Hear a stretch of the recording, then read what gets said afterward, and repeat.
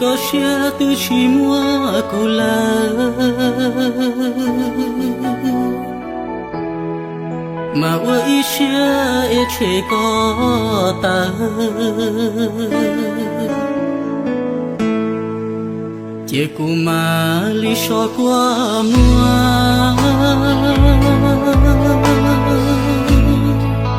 mà chỉ qua đâu có lời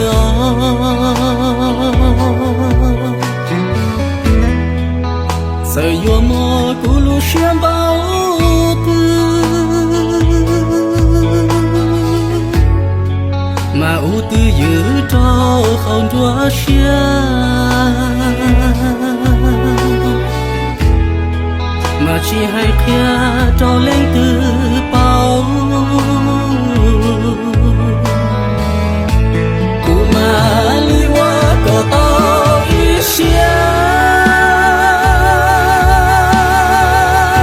mà li chỉ không có gì lời sợi tia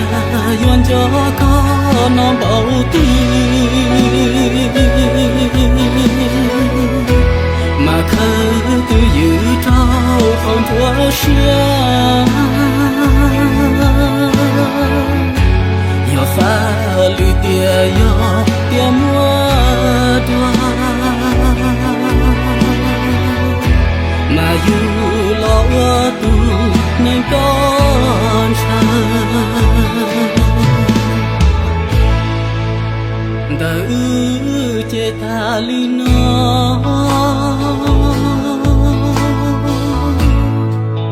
sợ hai tia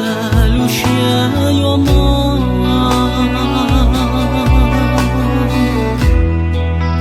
mà muốn chia ít tu lo khó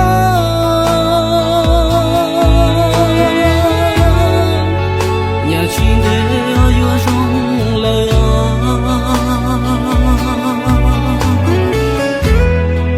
mà tu xiên thao chỉ to có là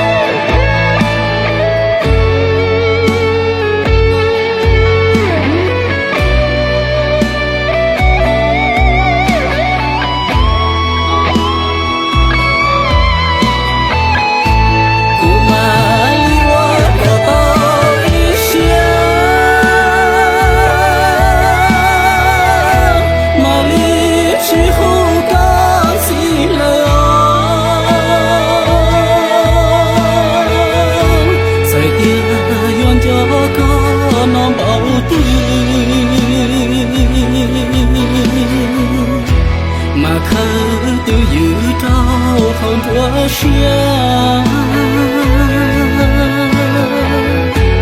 yo pha lì tia yo tia mua đoa mà dù lo tu